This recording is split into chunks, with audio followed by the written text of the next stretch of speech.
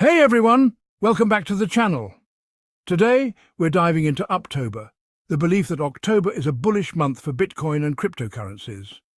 By the end of this video, you'll understand why October has historically been positive for Bitcoin and other digital assets. The term UPTOBER has gained traction due to Bitcoin's strong performance in October. Historically, Bitcoin often enters positive momentum around this time. The crypto market has also experienced solid gains in past Octobers. For example, in 2021, Bitcoin surged by nearly 40% during October alone. These rallies are often tied to investor optimism heading into the fourth quarter. October has historically been a strong month for cryptocurrencies as well. It's often referred to as the beginning of the best 6 months for Bitcoin, from October to March. Despite some major crashes, October has shown to be a month of recovery and growth for Bitcoin. Whether you're a seasoned crypto investor or just starting, keep an eye on October's trends to see if UPTOBER lives up to its name again.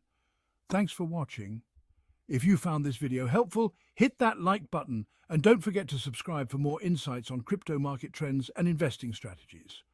See you in the next video.